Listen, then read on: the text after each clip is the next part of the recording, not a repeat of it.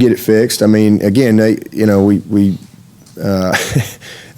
they're, I don't know, number one in a few defensive categories. We're like top 20 in every category, just about in the country. I think we're 25 in rushing. I think that might be our worst statistic, and that's because we've given up some big plays these last few weeks. But well, first of all, you give the opponent credit because they've worked really hard to make some plays.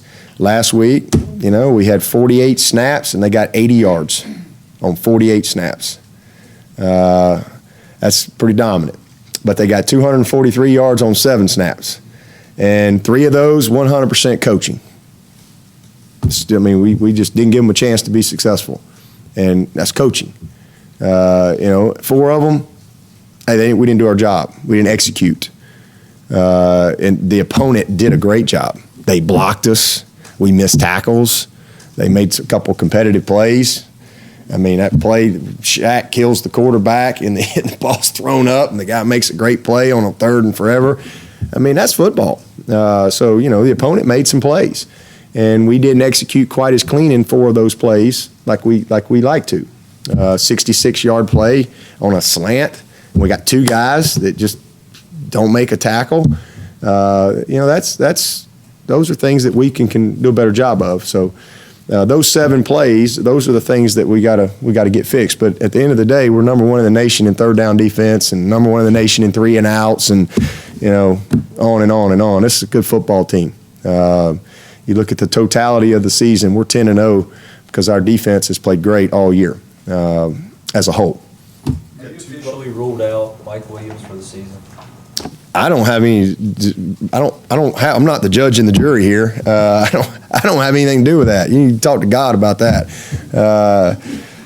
I mean, I just get the guys ready that they give me a report and they say who can play, and that's who we get ready to play.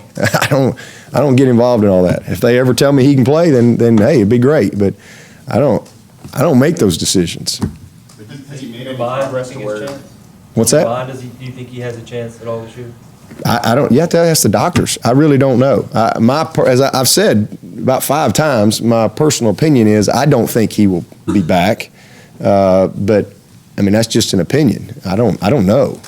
I've also said, hey, in Mike's mind, he's playing in the national championship game, and that's okay. That's the mentality of a competitor. But I don't have a clue. I know he's doing great. I know they're getting ready to take him out of his little soft thing, and he's not going. He's back. They've cut him loose to start running and doing things like that. But I just want to. My biggest thing is, I would never. I mean, somebody'd have to sign off in blood that he's okay before I'd put him back out there. I mean, I wouldn't tell him no, but somebody'd have to come to me and say that the doctors and say, hey, this kid is 100% fine to play. Because, I mean, you just want to make sure. I mean, he's got so much football left in front of him. We can win without Mike Williams. We don't have to have Mike Williams here to win. We're 10-0 without him. So, I mean, it's not like if we don't get Mike Williams back, we can't go win a championship. We got some pretty good players. You sort of answered this, but some of the problems you've had defensively, it's hard to say problems because you guys have been so good all year. Anything having to do with the lack of depth? I mean, you had a lot more guys that you were able to roll through. Has that maybe caught up to you a little bit? I don't think, no, not at all. We only played 55 plays of defense. Nobody's asking me about the offense. We played 85 plays. We played 55 snaps. It's not a lot of plays. It really isn't. So I think we got good depth. I think our depth has shown up when we needed it. I think we've really, developed up front like I hoped we would. I think we're strong inside. We played most of the year without DJ Reader. Now he's back in there. We got great depth inside. I think Austin Bryant and Dane and Richard Yergin, those guys, if we need them, they're ready to go in there and win for us. And I know, and they can. But we've been fortunate is the biggest thing, is we've been, for the most part, we've been pretty healthy as a football team. Ben and BJ, those are the quarterbacks of your defense. And but I tell you, I'm very confident in Kendall and Jalen going in and playing. And I think JD and Judah have improved a ton. Even though those guys you haven't seen them a lot on the field, they're getting better. They're improving. And so, it's a much better situation right now on November the 11th than it was in August, I promise you. I was very concerned in August, not about the talent, but if we'd have had a big injury defensively, our first group, as I said, we're going to be really, really good. But we've got to get a little lucky and try to buy some time to develop some of these guys to where if we need them, they can go in and play. And I think that's where we are. But again, you're only playing 55 snaps. I mean, and it's not like you're playing 55 in a row. You got an offense that's keeping the ball 10 plays, 12 plays, and things like that. Our offense has been our best defense all year long because we've been able to, keep the ball a ton. With 80-plus plays just about every game we've played. You've got Tyrone and Wayne with injuries as well as McKenzie. If they're not 100%, do you consider sitting them Saturday? Yeah, we're going to do whatever we got to do to win the game. If we need those guys to win the game and they're available to play, they'll play. But again, we think we've got good depth. We got guys that can help us win that hadn't had a lot of opportunity yet, but because of just the people in front of them. But that's just the life. I mean, that's football. Everybody's opportunity comes at different stages in their careers.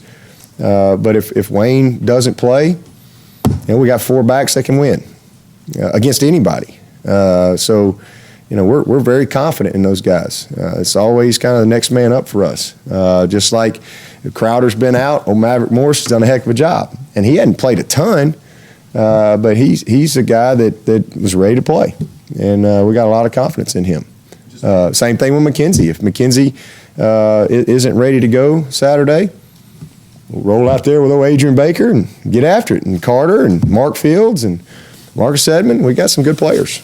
Just to be clear with Mitch, he's fine. Mitch is great. Ready to roll. Didn't miss a snap yesterday. Like a week after Notre Dame, your company filed for trademark for BYOG. What did you stand to gain or protect in doing that? Yeah, well, that was my agent did that. So you can talk to him about that. I don't know. I have no idea. Just one of those things that kind of, I guess, took off, and he thought it was a good idea, and I said, okay. I don't know where it'll go. No idea. You take a player like Gallman, who has come with his Wayne Train shirt. Do you think the NCAA should allow players to, or he or his family, to profit from? Well, I think that goes back to the heart of, do you professionalize sports and all that type of stuff. And I've always been very open in my opinions on that. I think that there's definitely things that they need to look at. Maybe that's one of them. Things like that. But professionalizing it and opening up, Pandora's box, I'm against, because nobody ever talks about the value of an education when you get into that stuff. These players are getting a whole lot.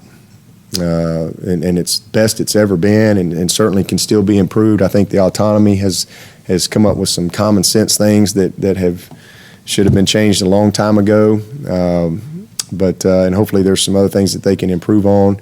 Maybe whether it's families travel or things like that, the recruiting process, being able to bring families in and pay for it, like travel. I think that's something that they're looking at. But it's well documented how I feel about professionalizing college athletics. Coach, when you talk about the bring your own guts thing, is that your favorite saying you've ever come up with since you've been here? Or another message you like with others?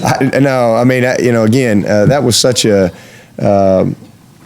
just a moment. I mean, it was just something that literally, it was just what I told the team. It was just a message to the team that week of, we here's all these things, but we can't give you that. We can't give you heart. We can't give you guts. That's on you, man. You got to bring that. And it's just one of those things that I guess when you got a good team, it's like E.F. Hutton. You say something and all of a sudden it's a bigger deal. I had a lot of good things in 2010, but nobody listened. I couldn't get them out of this room. Y'all missed some good stuff in 2010. None of them made it past the team room. Along those same lines, have you kind of enjoyed this at all? Any aspect of this newfound profile? You've kind of become a hit on social media and that type of deal. No, what I enjoy is winning. What I enjoy is seeing our program be successful. This ain't about me. This is about our program. Only other people try to make it about me. That's just the world we live in. No, I hate that. I like to kind of, I don't do anything different than I ever have. You can talk to Aaron Kelly and Jacoby Ford, and you can say they got a book of, what did you call them, Dabisms? They got a book of Daboisms that they used to sit down and write down, and and I didn't even know it until Aaron Kelly's senior year, and he's like, and he was a whole book. He had pages of just stuff, So I don't know any different than I was coaching receivers at the University of Alabama. I'm not. I don't do anything different. It's just with social media and all of that, other people want to make it, and create a story. My story's never changed. It's the same as it's always been. But everybody, as you have some success.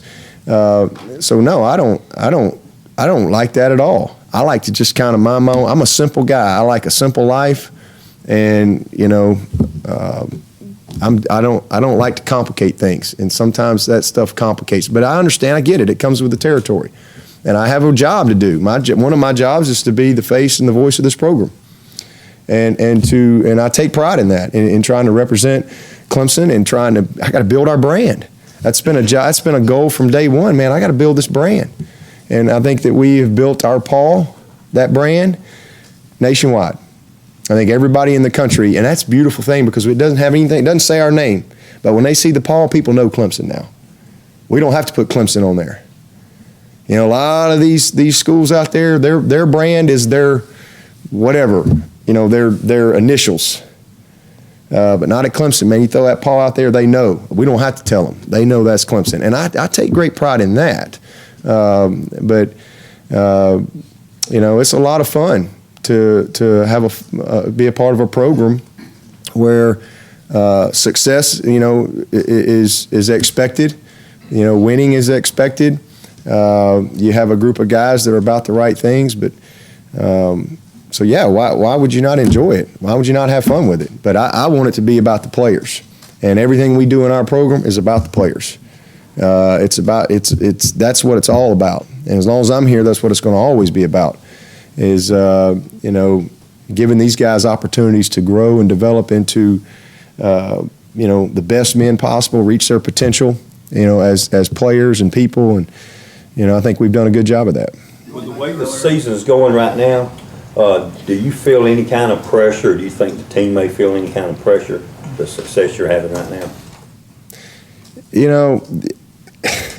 I just laugh at that stuff. I mean, and I understand the question. I'm not being rude. I understand the question, but my best friend is a guy named PJ Tessman. All right, who I grew up with, and I get on the phone with him last night, and his mom, Sweet Mama, that's what we call her, Miss Tess, Sweet Mama. She just goes to the doctor and finds out that she's got very advanced lung cancer, and they don't really know what they're going to be able to do. And his job just kind of shut down, and so now he's looking for a new job, and just that's pressure.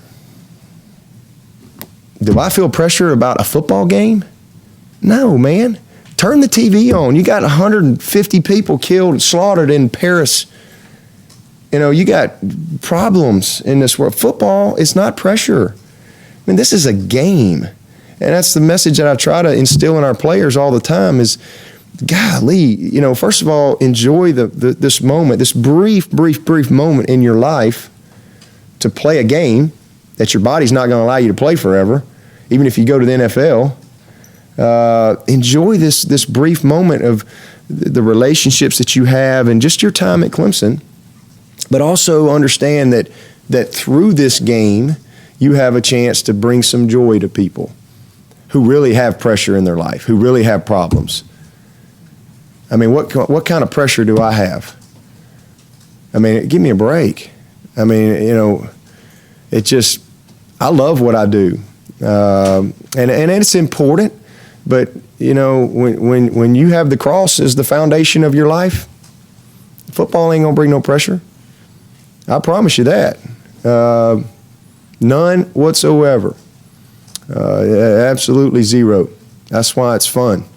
You know, this is a game. It's fun, and people lose total perspective out there a lot of times. And it's great that people are passionate, because football brings people together, and it gives them something to kind of rally around.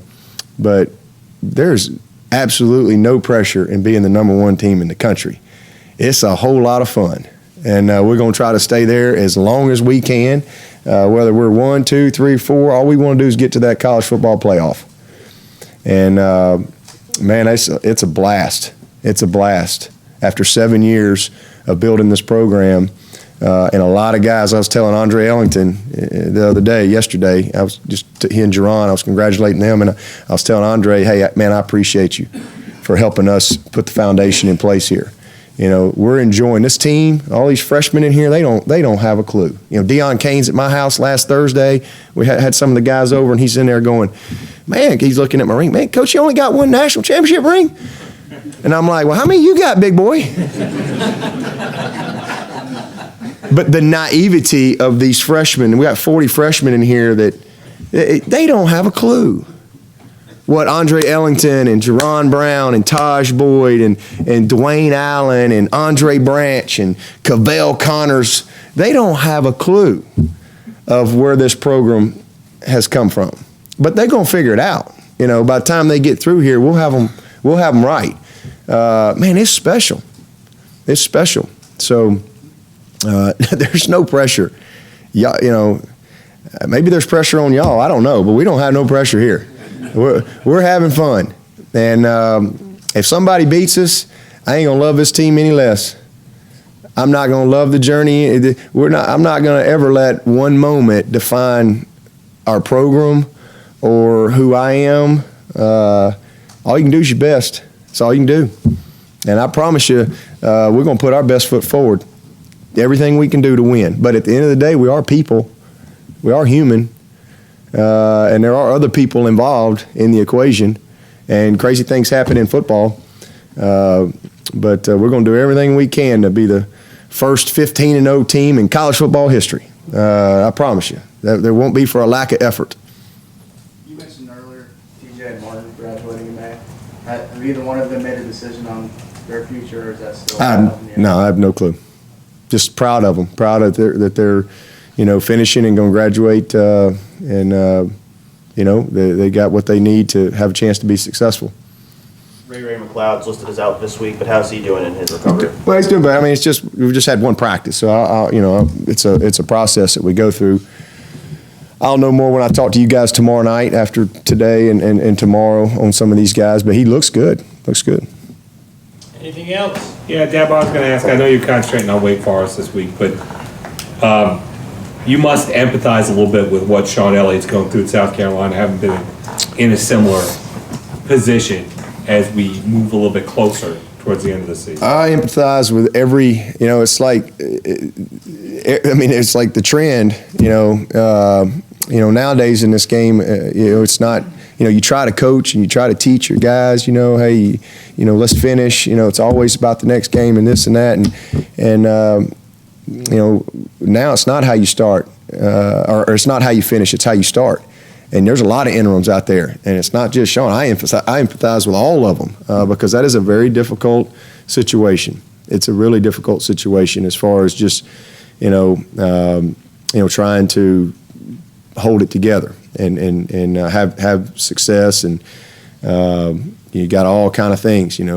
People looking for jobs, and it's always a tough dynamic. But I hadn't studied them yet, but I will next week. But I know that he's probably done everything possible to get those guys, of the best chance to win each and every week. Thank you very much. All right, guys.